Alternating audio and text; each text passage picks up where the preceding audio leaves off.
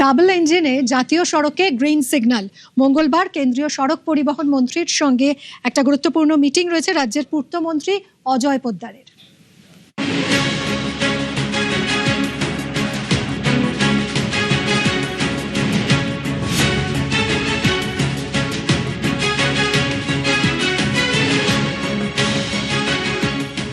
জাতীয় সড়ক অর্থনীতি এবং শিল্প বিকাশের অন্যতম প্রধান স্তম্ভ।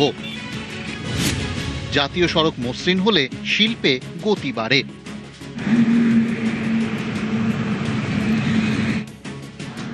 বদলের বাংলায় শিল্পে ডাবল ইঞ্জিনের গতি আনতে উদ্যোগী রাজ্য সরকার, তাই নজর এবার জাতীয় সড়কে। মঙ্গলবার কেন্দ্রীয় সড়ক পরিবহন মন্ত্রী নীতিন গডকারির সঙ্গে বৈঠক করবেন রাজ্যের পূর্তমন্ত্রী অজয় পোদ্দার। এ রাজ্যে জমি জটে আটকে থাকা একাধিক প্রকল্প নিয়ে আলোচনা হবে।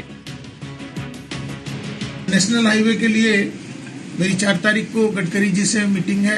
पीडब्ल्यूडी की टीम कल और परसों वो लोग उनके साथ बैठकर डिपार्टमेंट के लोगों के साथ बैठकर मीटिंग करेंगे। पश्चिम बंगाल में नेशनल हाईवे का नेटवर्क बहुत कम है। हम लोग जिस तेजी से बढ़ना चाहते हैं उसके लिए इंफ्रास्ट्रक्चर जरूरी है, उस इंफ्रास्ट्रक्चर के लिए नेशनल हाईवे जरूरी है। जिस तरह यूपी में अब हाईवे का नेटवर्क हो गया है, पश्चिम बंगाल को भी हम लोग हाईवे के नेटवर्क से। পশ্চিমবঙ্গে ৩,৯১০ কিলোমিটার জাতীয় সড়ক, ২,২৬৫ কিলোমিটার রক্ষণাবেক্ষণের দায়িত্বে জাতীয় সড়ক কর্তৃপক্ষ, ১,৩২৪ কিলোমিটারের দায়িত্বে রাজ্যের পূর্ত দফতর, ৩২১ কিলোমিটার রক্ষণাবেক্ষণের দায়িত্বে জাতীয় সড়ক পরিকাঠামো উন্নয়ন নিগম।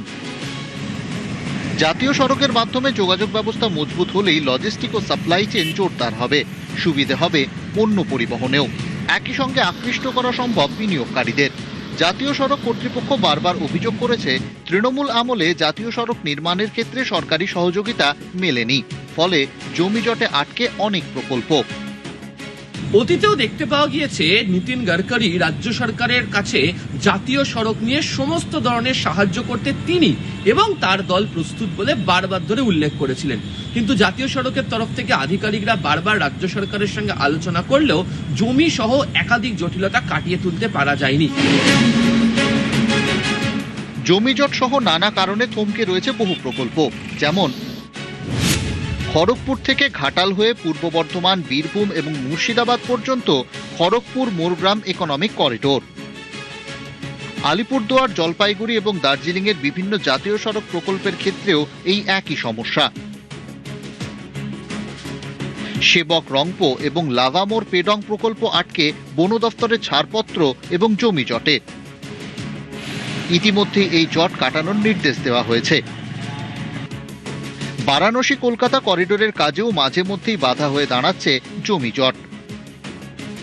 এই সমস্ত বিষয় নিয়েই মঙ্গলবার দিল্লিতে কেন্দ্রীয় সড়ক পরিবহন মন্ত্রী এবং রাজ্যের পূর্তমন্ত্রীর মধ্যে আলোচনা হওয়ার কথা। ক্যামেরায় সৌমেন দাসের সঙ্গে আবির ঘোষাল, নিউজ 18 বাংলা।